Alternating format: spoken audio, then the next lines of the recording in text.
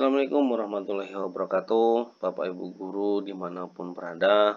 Semoga selalu dalam keadaan sehat dan siap untuk belajar bersama dalam menghadapi ujian P3K yang akan datang. Dan selamat berjumpa kembali kepada Bapak dan Ibu Guru dengan kami Cermin Pendidikan. Dan pada kesempatan kali ini kita masih membahas mengenai tentang kompetensi teknis guru paket 3 yang sebelumnya sudah kita bahas paket 1 dan 2. Dan mudah-mudahan ini dapat lebih menantang pada Bapak dan Ibu Guru, lebih meningkatkan lagi kemampuan Bapak dan Ibu Guru dalam persiapan menghadapi ujian P3K yang akan datang. Namun sebelumnya mohon maaf kepada Bapak dan Ibu Guru, mana tahu nanti dalam pembahasan ataupun bacaan soal banyak kesalahan, kami mohon maaf karena manusia tidak lepas dari kesalahan. Dan kemudian kepada Bapak dan Ibu, jangan lupa untuk klik like, subscribe, ataupun bagikan, dan lebih pentingnya Bapak dan Ibu aktifkan loncengnya supaya Bapak dan Ibu tidak ketinggalan dengan pembahasan-pembahasan soal pada kesempatan yang akan datang. Baik, sudah tidak sabar nampaknya Bapak dan Ibu, mari kita bahas untuk pembahasan soal yang pertama.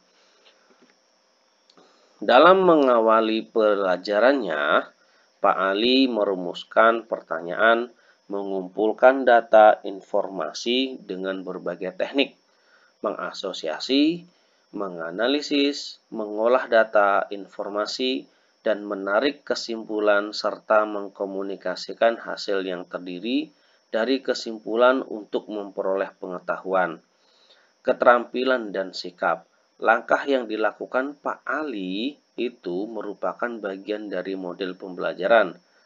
A. Portofolio, B. Saintifik, C. Penemuan, D. Autentik, atau E. Konseptual. Mari Bapak dan Ibu kita bahas. Pembahasannya adalah scientific learning, yaitu mengamati, menanya, mengumpulkan informasi atau eksperimen, mengasosiasikan atau mengolah informasi, dan mengkomunikasikan. Nah, sehingga jawaban untuk nomor 1 adalah scientific. Lanjut, nomor 2 Bapak dan Ibu.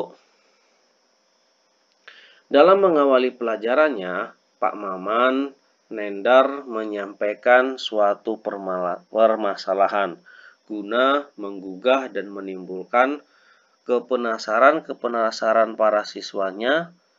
Langkah tersebut bertujuan untuk mendorong para siswa agar mau mengembangkan kreativitasnya.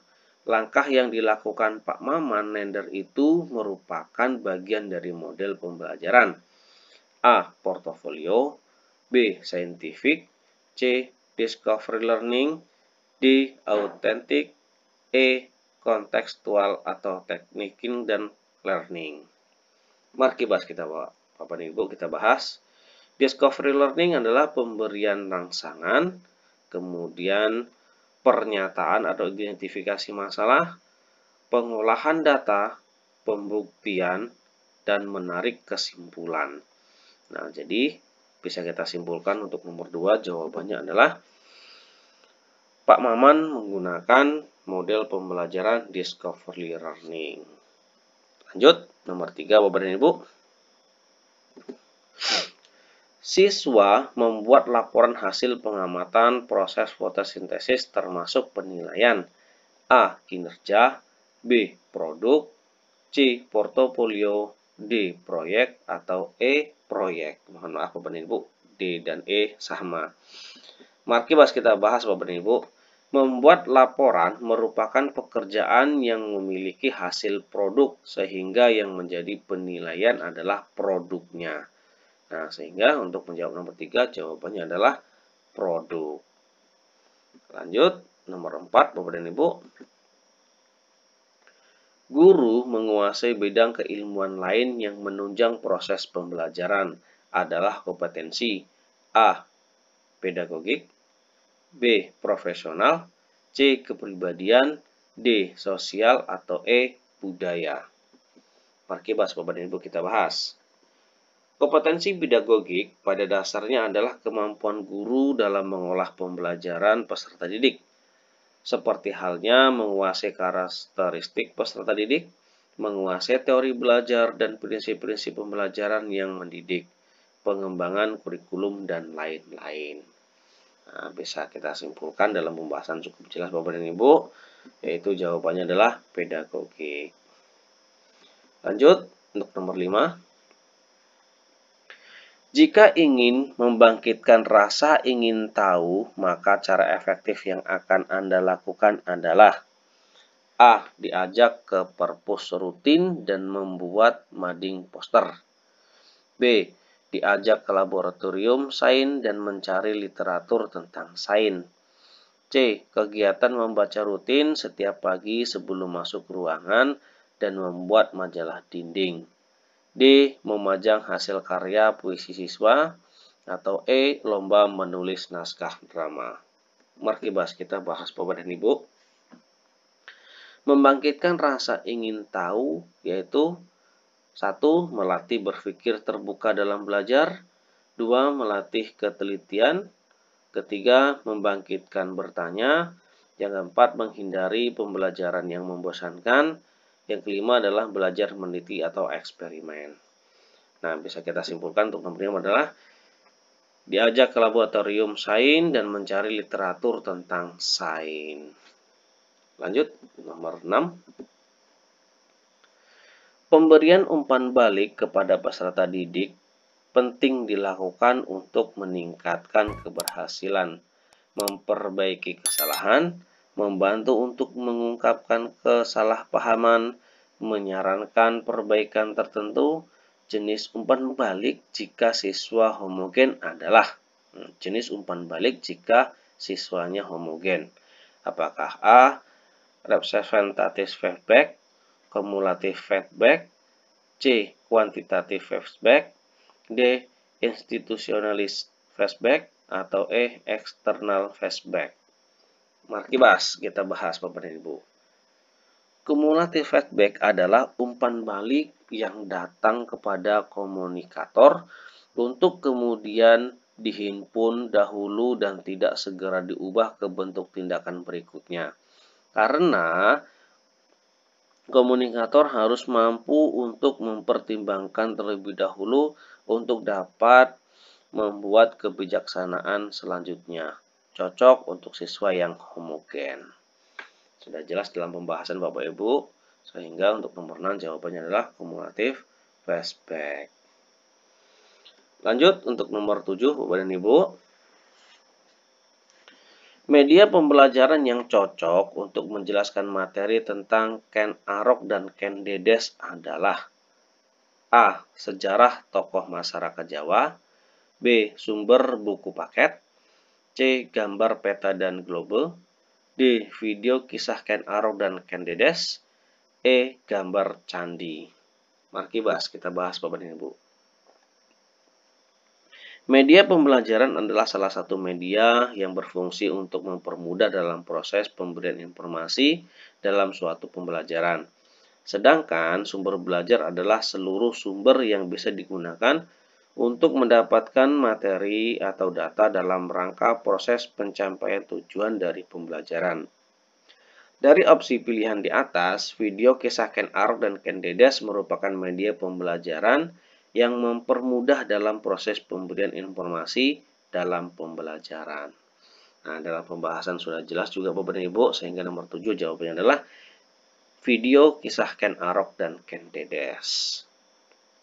Lanjut, nomor 8. Menyanyikan lagu Indonesia Raya merupakan penilaian A. Kinerja, B. Produk, C. Portofolio, D. Proyek, atau E.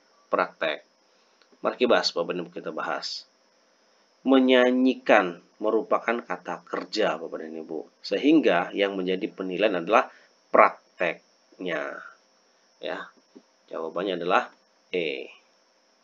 Lanjut untuk nomor 9. Dalam pembelajaran di kelas, Anda terdapat 2 siswa Anda yang berkebutuhan khusus. Pembelajaran apa yang tepat dilakukan dalam menghadapi kondisi ini? Apakah A. Menyuruh anak itu mengerjakan soal ke depan dan membimbingnya, B. Membagi kelompok diskusi, C. Melakukan pembimbingan di tempat duduk mereka. D. Mengelompokkan dengan siswa pintar agar ikut terimbas. E. Memisahkan kedua siswa dengan siswa normal lainnya dengan perlakuan berbeda. Mari kita bahas Bapak dan Ibu. Penanganan anak berkebutuhan khusus. 1. Perilaku anak berkebutuhan khusus kadang tidak terduga. Oleh karena itu, penting untuk mendahulukan keselamatan dan mengatur lingkungan agar nyaman secara fisik dan emosional. Yang kedua, menggunakan metode yang beragam untuk membuat anak mengerti dan menguasai kemampuan baru. 3. Anak berkebutuhan khusus melakukan dukungan ekstra atau memerlukan dukungan ekstra dari guru pendamping yang duduk bersamanya.